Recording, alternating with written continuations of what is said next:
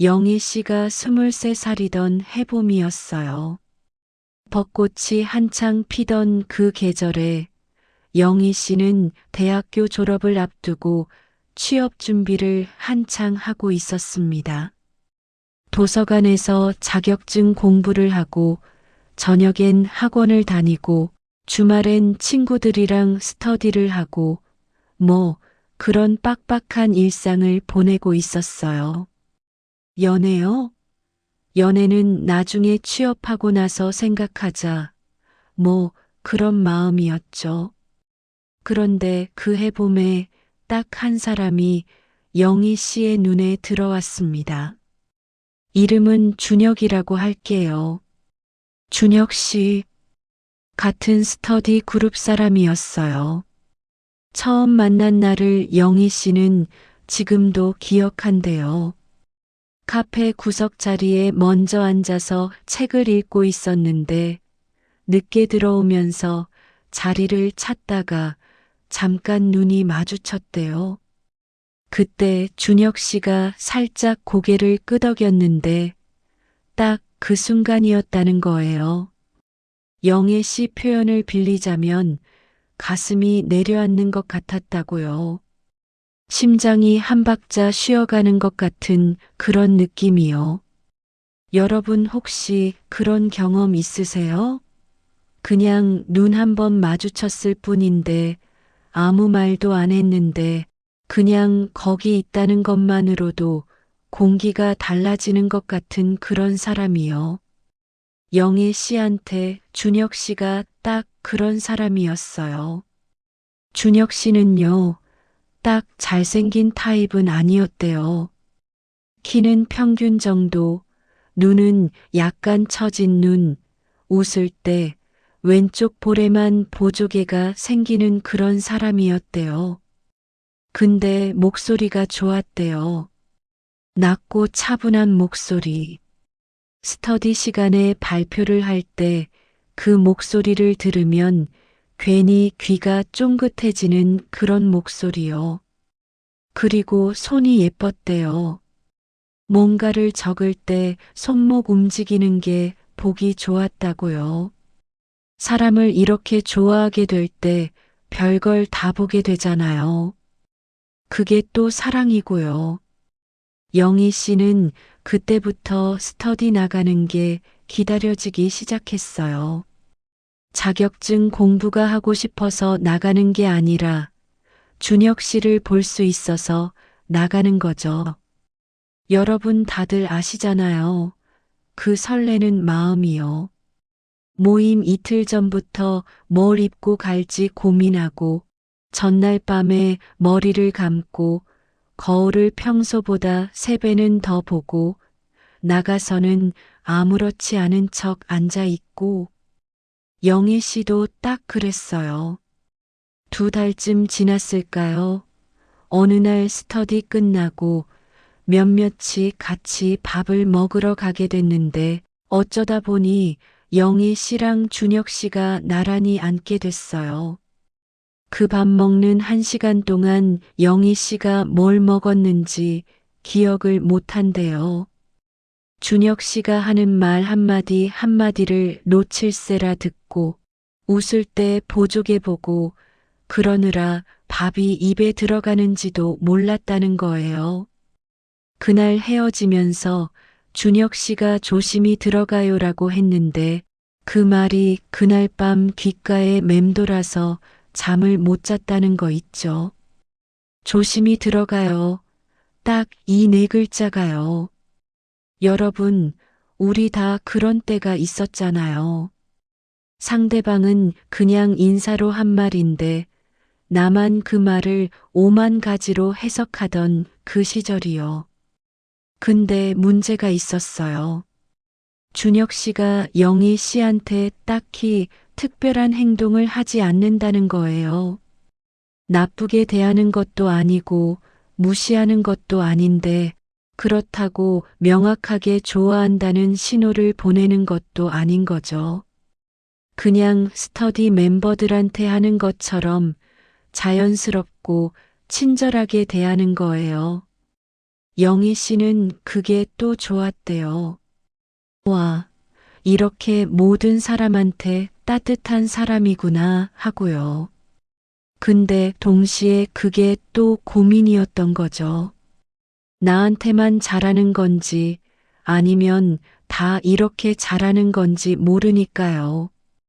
영희 씨 친구들한테 이야기했더니 다들 고백하라고 했대요. 용기 내라고, 지금이 기회라고. 근데 영희 씨는 못하겠는 거예요. 왜냐면요, 거절당하는 게 두려워서가 아니었어요.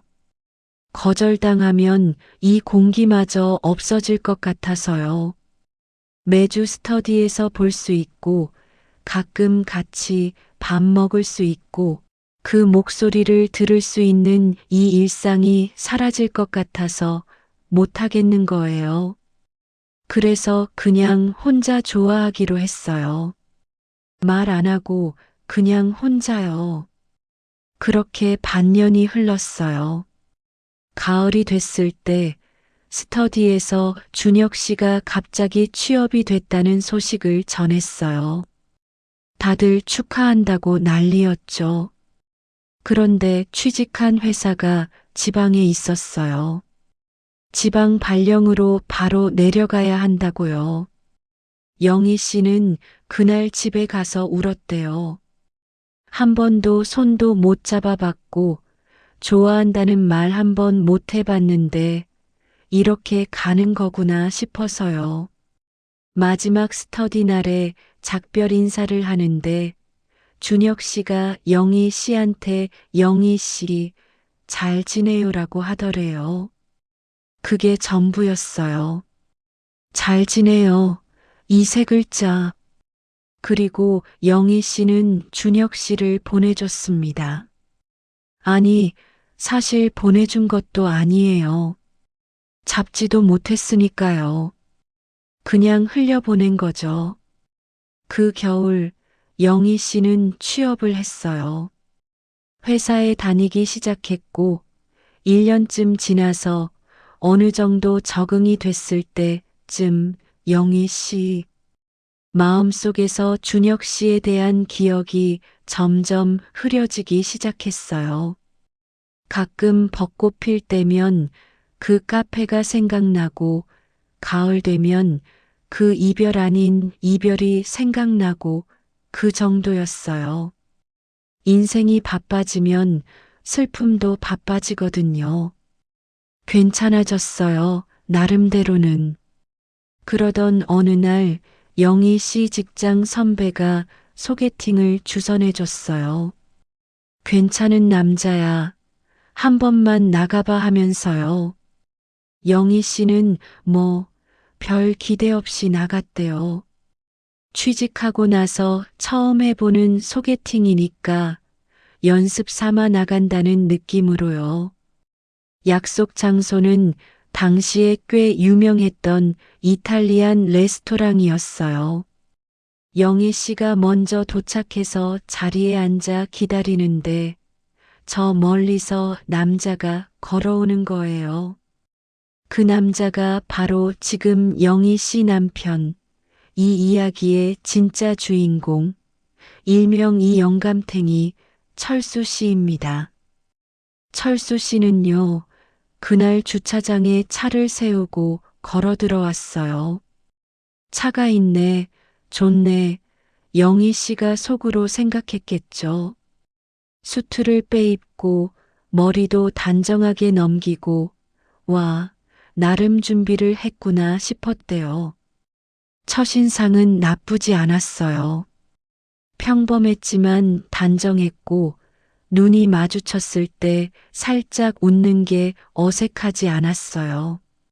자리에 앉아서 인사를 나누는데 철수 씨가 명함을 건네더래요. 영희 씨가 명함을 받았는데 거기에 큼직한 그룹 로고가 딱 있는 거예요. SK 계열사라고 해두죠. 아무튼 누가 봐도 아는 대기업 로고요.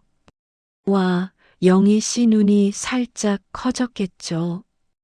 대기업이네. 과장이네. 오, 괜찮은데? 속으로 이렇게 된 거죠. 밥을 먹으면서 이런저런 얘기를 했는데 철수 씨가 말을 잘하더래요.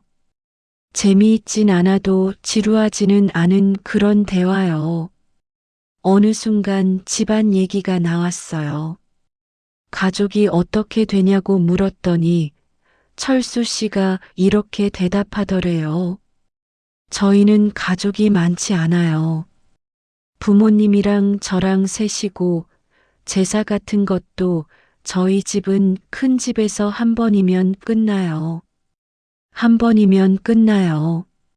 이 말이요. 영애 씨 귀에 이 말이 딱 들어왔대요. 한 번이면 끝난다고요. 여자들은 이거 얼마나 중요한지 아시잖아요. 제사 한 번이면 끝나는 집이요. 그 말 듣고 영희 씨 마음속에서 뭔가가 스르르 풀리는 느낌이었대요. 소개팅은 2시간 만에 끝났어요. 헤어지면서 철수 씨가 다음에 또 봐요라고 했고, 영희 씨는 집에 오면서 생각했어요. 나쁘지 않네. 한 번 더 봐도 되겠다. 그게 시작이었습니다. 2번째, 3번째 만남이 이어졌어요. 철수 씨는 매번 차를 가져왔고, 밥도 잘 샀고, 크게 재미있진 않아도 크게 실망스럽지도 않은 그런 사람이었어요. 딱 준혁 씨처럼 심장이 내려앉는 설렘은 없었어요. 근데 편했어요. 옆에 있어도 어색하지 않고 침묵이 흘러도 불편하지 않은 그런 편안함이요. 영희 씨는 그때 그 편안함을 괜찮다고 생각했어요.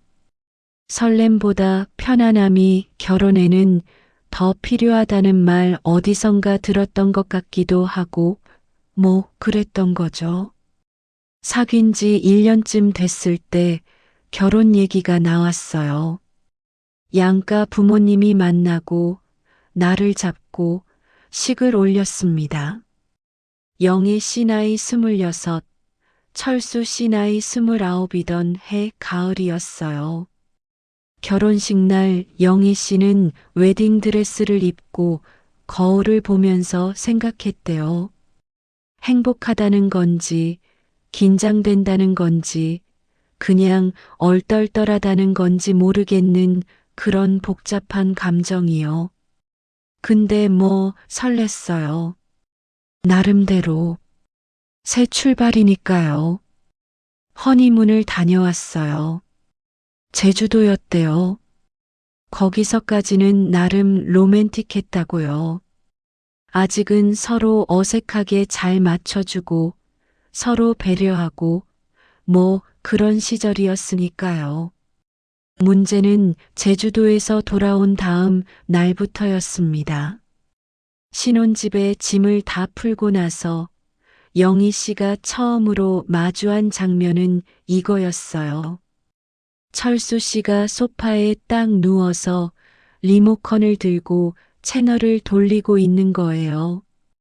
신혼 이틀째 날 저녁이에요. 영희 씨는 부엌에서 밥을 하고 있고 철수 씨는 소파에서 텔레비전을 보고 있는 거죠. 영희 씨가 생각했대요. 이게 결혼이구나. 근데 아직은 뭐, 이 정도야 하고 넘겼어요. 그 다음에 발견한 건 양말이었어요. 철수 씨가 벗어놓은 양말이요. 세탁기 앞에 뒤집혀서 있는 거예요. 뒤집어서요. 영희 씨가 처음엔 그냥 뒤집어서 빨았어요. 2번째도 그냥 빨았어요. 3번째 되던 날 영희 씨가 말했대요.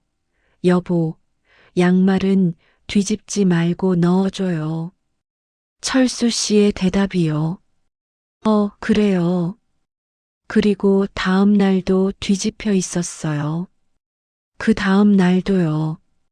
일주일 후에도요. 아직도요.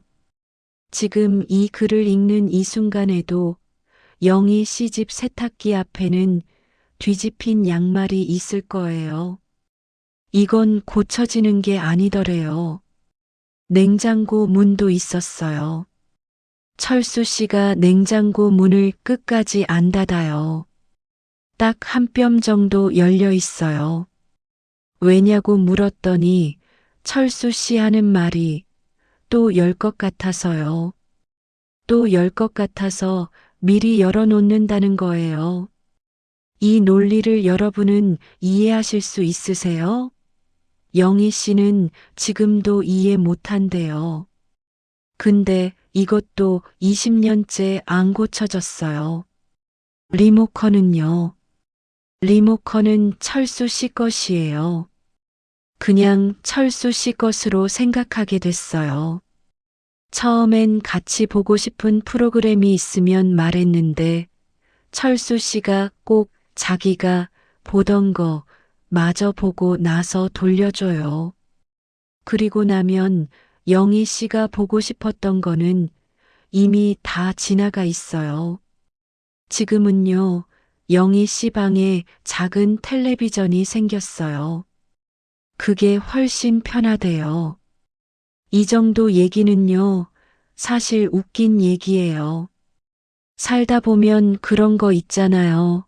별거 아닌데 쌓이면 짜증나는 것들이요. 근데 진짜 충격은 따로 있었어요. 결혼하고 나서 하나씩 벗겨지기 시작한 진실들이요. 첫 번째는 그 차였어요. 결혼하고 한 달쯤 지났을 때 신혼집 짐 정리를 하다가 트렁크를 정리하게 됐어요. 트렁크를 여는데 서류 봉투가 하나 있는 거예요. 뭔가 싶어서 꺼내봤더니 자동차 할부 계약서였어요. 그것도 중고차 할부 계약서요. 영희 씨가 그 서류를 들고 철수 씨한테 갔어요. 이게 뭐예요?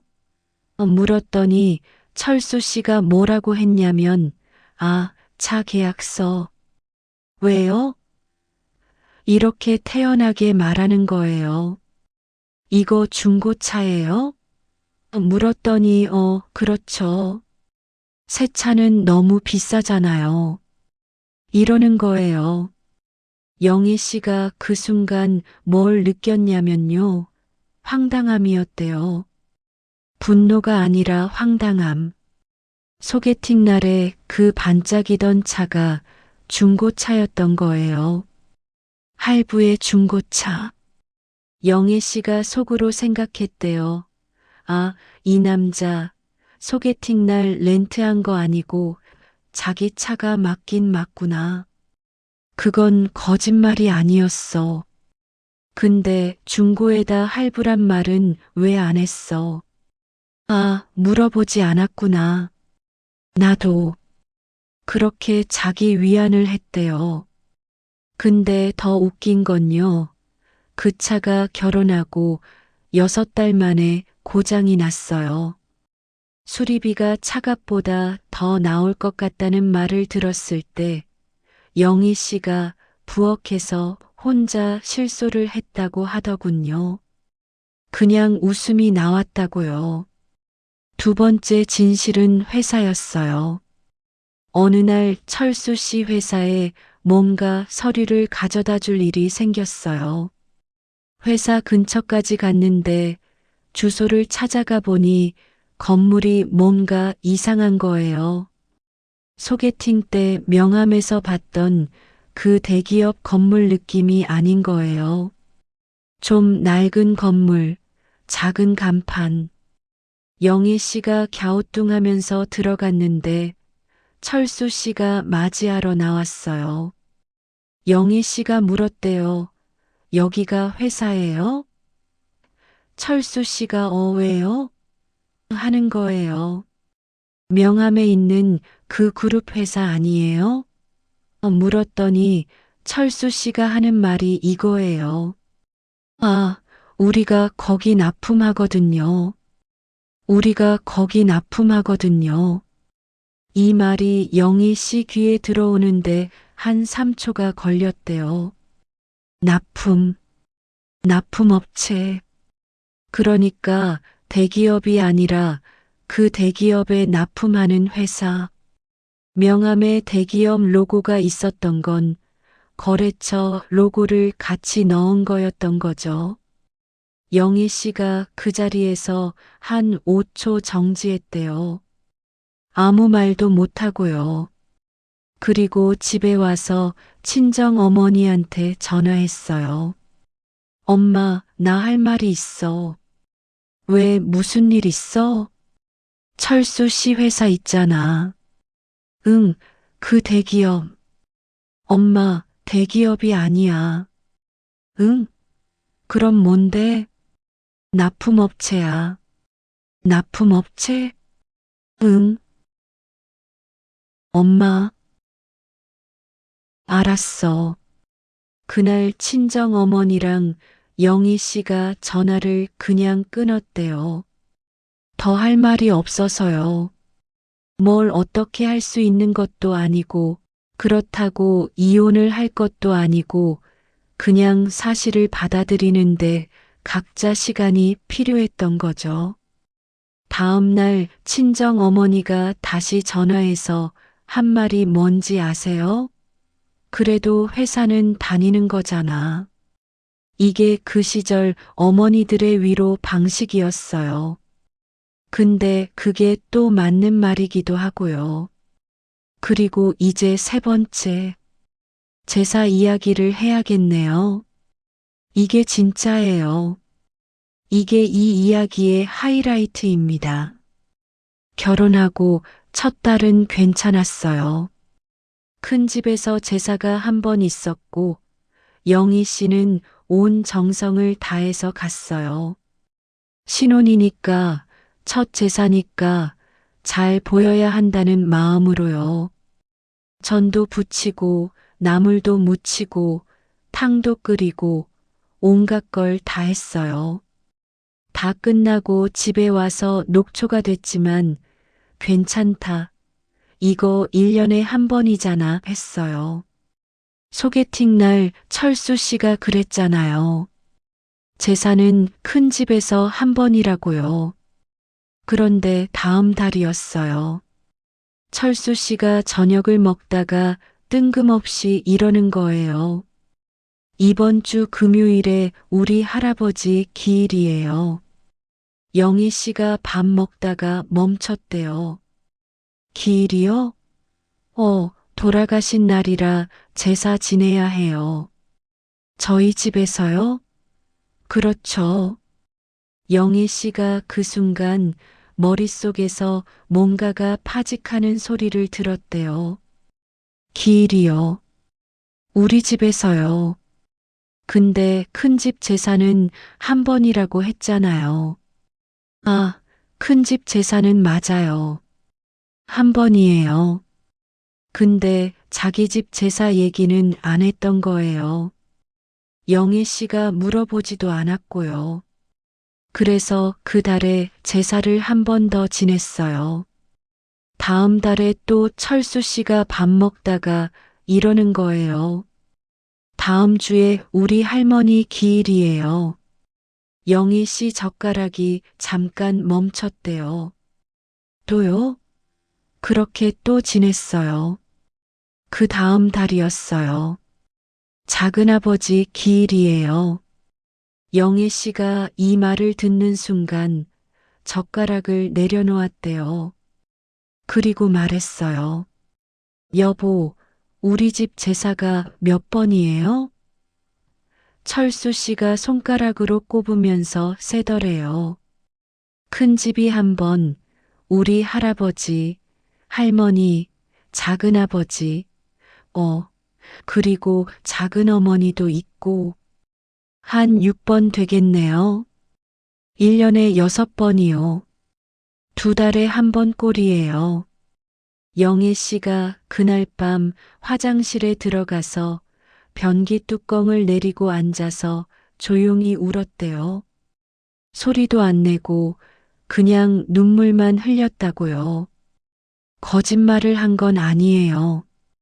철수 씨는 거짓말을 하지 않았어요. 큰 집 제사는 진짜 한 번이거든요. 근데 자기 집 기일 이야기는 한 번도 꺼낸 적이 없었어요.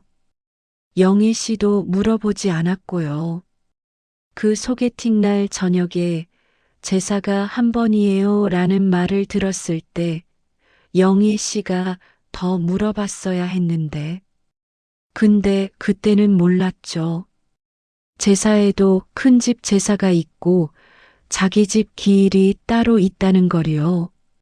몰랐던 거예요. 아는 사람도 알아서 시집간 게 아니라 겪어봐야 아는 거잖아요. 그 첫 해에 제사를 6번 지내고 나서 영희 씨는 엄청 울었대요. 친정 어머니한테 전화해서 엄마나 어떡하냐고 이렇게 살 수 있을 것 같냐고 했더니 친정 어머니가 뭐라고 했냐면요. 영희야, 여자가 시집을 가면 다 그래. 이 말을 듣고 영희 씨가 더 울었다는 건 안 비밀이에요.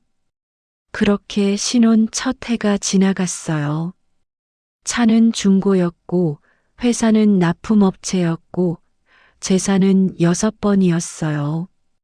그 3가지 사실을 하나씩 알아가면서 영희 씨가 느낀 감정은 뭐였을까요? 분노, 배신감? 물론 그것도 있었어요. 근데 그보다 더 컸던 건 황당함이었대요. 그리고 그 황당함이 어느 순간 피식 웃음으로 바뀌는 순간들이 있었어요. 왜냐면요. 철수 씨는 정말 거짓말쟁이가 아니었거든요. 물어보지 않았던 것에 대해 알아서 말 안 한 것뿐이에요. 차가 중고차인지 아닌지는 소개팅에서 물어볼 항목이 아니잖아요. 회사가 납품업체인지 직접 대기업인지도 명함만 봐서는 몰랐던 거고요. 제사 개수도 큰 집 제사 기준으로 말한 게 틀린 건 아니니까요. 철수 씨는 딱 질문받은 것만 대답하는 스타일이었던 거예요. 그게 나쁜 건지 좋은 건지는 지금도 영희 씨가 판단을 못하고 있대요. 아이가 생겼어요. 결혼 2년 차에 딸이 태어났어요. 그때부터 진짜 바빠졌어요. 제사고 뭐고 양말이고 냉장고고 다 뒷전이 됐어요. 아이 하나가 생기면 부부가 협력을 안 할 수가 없더래요. 누군가 먹여야 하고 누군가 재워야 하고 누군가 안아야 하고 그게 번갈아 가면서 돌아가니까요. 철수 씨가 육아를 어떻게 했냐면요. 말을 엄청 안 해요. 자기가 하고 있는 걸 말로 표현을 잘 안 하는 거예요. 그냥 해요. 아이가 밤에 울면 일어나서 안아요. 영희 씨가 힘들어 보이면 퇴근하고 아이를 데리고 산책을 나가요. 뭔가를 사다 놓기도 해요. 홍삼이라든가 피로 회복제라든가 비타민이라든가. 근데 당신 힘들어 보여서 사왔어. 이런 말은 절대 안 해요. 그냥 냉장고에 들어가 있어요. 영희 씨가 발견하면 되고 발견 못하면 뭐 나중에 발견하면 되고 그 스타일이에요. 영희 씨가 처음엔 그게 답답했대요. 말을 해야 마음이 전달되는 거 아니냐고요. 근데 나중엔 알게 됐대요. 이 사람은 말 대신 행동으로 하는 거구나 하고요. 아이 돌쯤 됐을 때 크게 싸웠어요. 이게 어떻게 시작됐냐면 너무 사소한 이유였어요. 저녁을 먹다가 철수 씨가 반찬 투정을 했어요. 영희 씨가 온종일 애 보고 밥 차리고 제사 준비까지 하고 있는데 반찬이 맛이 없다는 소리를 한 거예요. 영희 씨가 그 말 듣고 폭발한 거예요. 거기서 제사 얘기도 나오고, 양말 얘기도 나오고, 냉장고 얘기도 나오고, 중고차 얘기도 나오고, 납품업체 얘기도 나왔어요. 한꺼번에 다요. 쌓인 게 터진 거죠. 철수 씨는 그 싸움에서 처음엔 자기도 맞받아쳤대요. 피곤하게 왜 이러냐고 반찬 투정 한 번 한 게 뭐가 어때서 이러면서요. 그게 더 불을 질렀죠. 영희 씨가 한마디 더 했어요. 그러면 당신이 해요. 하루만 내 입장이 돼봐요. 그 말을 하고 방에 들어가서 문을 잠갔어요. 그날 밤 철수 씨가 방문을 두드리지 않았어요. 사과를 하러 오지 않았어요. 영희 씨는 그게 또 서러웠대요. 1시간쯤 지났을까 방 밖에서 소리가 들렸어요. 부엌 소리요. 뭔가 끓이는 소리, 그릇 소리. 영희 씨가 방문을 살짝 열어봤더니 철수 씨가 부엌에서 뭔가를 하고 있는 거예요. 계란국을 끓이고 있었어요. 영희 씨 좋아하는 계란국이요. 사과한다는 말 한마디 없이 그냥 계란국을 끓이고 있는 거예요. 영희 씨가 그걸 보고 뭔 기분이었냐고요. 한심하기도 하고 우습기도 하고 근데 또 뭔가 뭉클하기도 하고 그 묘한 감정이요. 계란국이 다 끓었을 때 철수 씨가 방문 앞에 와서 똑똑 두드리더니 밥 먹어요. 한마디 하고 갔대요. 사과가 아니에요. 그냥 밥 먹으래요. 근데 영희 씨는 나갔어요. 그리고 계란국을 먹었어요.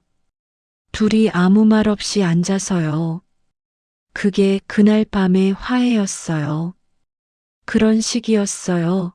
철수 씨는 말로는 절대 안 해요. 미안하다는 말, 사랑한다는 말, 수고했다는 말, 이런 말들을 잘 못해요. 근데 행동이 있어요. 영희 씨가 몸이 안 좋다고 하면 조퇴하고 일찍 들어와요. 생일을 가끔 잊어먹지만 잊어먹은 걸 나중에 알면 그 다음날 케이크를 사와요. 하루 늦게 생일 축하 케이크요. 그게 뭐냐고요? 이 사람 스타일이에요. 맞는 게 아니라 틀린 게 아닌 거예요. 세월이 흘렀어요.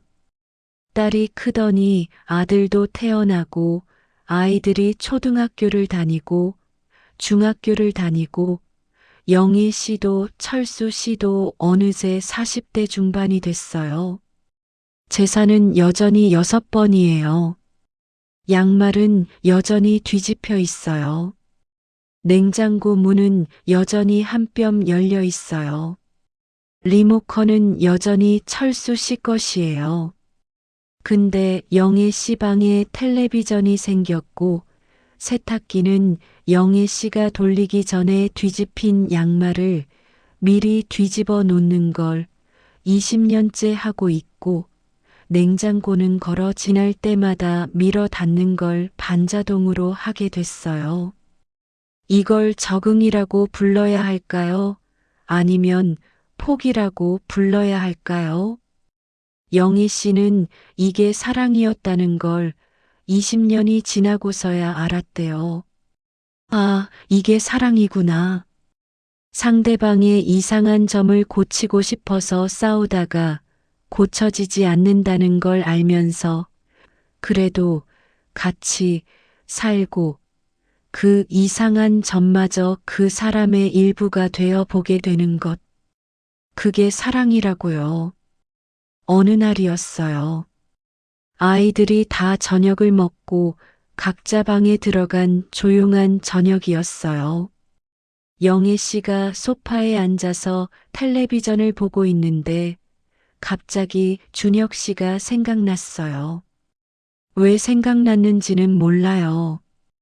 그냥 갑자기 떠올랐대요. 23, 그 가을, 카페에서 눈이 마주쳤던 그 순간이요. 조심히 들어가요. 라고 했던 그 목소리요. 영애 씨가 핸드폰을 들었어요. 그리고 이름을 검색해 봤어요. 흔한 이름이라 여러 명이 나왔어요. 프로필 사진을 하나씩 살펴보다가 아마도 그 사람인 것 같은 계정을 발견했어요. 머리가 많이 빠진 중년 남자가 어딘가 회식 자리 같은 데서 웃고 있는 사진이었어요. 그 옆에 여자가 있고 아이들이 있었어요. 잘 살고 있구나. 영희 씨는 그 사진을 한참 들여다봤대요. 그러다가 또 다른 사진을 봤어요. 뭔가를 봤대요. 뭘 봤는지는 말 안 해도 될 것 같아요. 그냥 뭔가를 봤고 영희 씨가 조용히 핸드폰을 내려놓았어요. 그리고 거실 불을 껐어요. 옆방에서 코 고는 소리가 들렸어요. 철수 씨가 이미 자고 있었던 거예요. 저녁 9시에 자는 사람이에요. 이 영감탱이가. 그 코 고는 소리를 들으면서 영희 씨가 생각했대요. 그래. 차도 중고였고, 대기업도 아니었고, 제사도 6번이고, 양말은 20년째 뒤집혀 있고, 냉장고 문은 20년째 열려 있어. 사과는 계란국으로 하는 사람이고, 코는 천장이 울릴 것 같이 골고, 리모컨은 절대 안 놔줘. 근데 이상하게 안 질린다. 그게 제일 신기하다. 영희 씨가 그날 이후로 알게 됐대요. 운명이 뭔지를요. 운명은 처음 눈이 마주쳤을 때 심장이 내려앉는 그 사람이 아니었어요. 운명은 20년을 같이 살았는데도 아직 옆에 있는 사람이었어요. 설레지 않아도 되는 사람, 멋지지 않아도 되는 사람, 그냥 거기 있는 사람. 코를 골고 양말을 뒤집어 놓고 냉장고 문을 안 닫고 리모컨을 안 놔주는 사람. 그 사람이 운명이었어요. 영희 씨가 마지막으로 이런 말을 했어요. 그때 준혁 씨한테 고백했다면 어떻게 됐을 것 같냐고 물었더니 잠깐 생각하다가 이러더래요.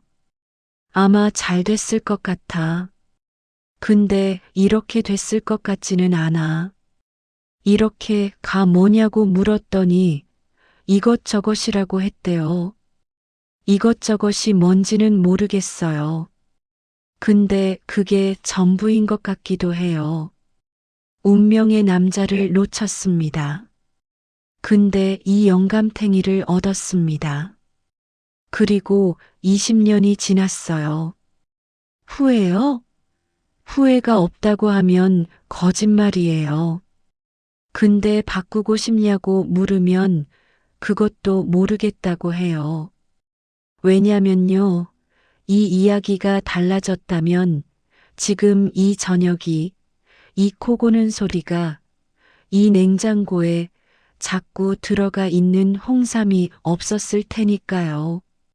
그리고 그게 아쉬울 것 같아서요. 이상하게도요. 오늘 이 이야기 어떠셨나요? 혹시 여러분도 비슷한 이야기 하나쯤 품고 계신 거 아닌가요? 운명인 줄 알았던 사람을 놓쳐본 기억이요. 아니면 지금 옆에 있는 그 사람이 처음엔 몰랐는데 알고 보니 내 운명이었다는 걸 어느 날 깨달은 순간이요. 우리 다 비슷한 이야기 하나씩은 가지고 살잖아요. 여러분의 이야기도 들려주세요. 댓글에 살짝 꺼내 놓아 보세요. 운명이라고 생각했는데 놓친 사람 이야기, 혹은 영감탱이이지만 이상하게 안 질리는 그 사람 이야기요. 다 괜찮아요. 웃겨도 되고 찡해도 되고 짧아도 돼요. 그냥 꺼내놓는 것만으로도 마음이 좀 가벼워지거든요. 오늘 이야기가 마음에 드셨다면 구독 버튼 한번 눌러주세요. 이렇게 시니어들의, 아니, 우리 모두의 이야기를 계속 들고 올게요. 좋아요도 하나 눌러주시면요. 더 많은 분들한테 이 이야기가 닿을 수 있어요. 그리고 여러분 곁에 지금 코 고는 영감탱이가 있다면요. 오늘은 한 번만 잠깐 봐주세요. 그 코 고는 소리가 사실은 20년의 이야기라는 거 알잖아요. 다음에도 이런 이야기로 또 찾아올게요. 오늘 함께 해주셔서 고마웠어요.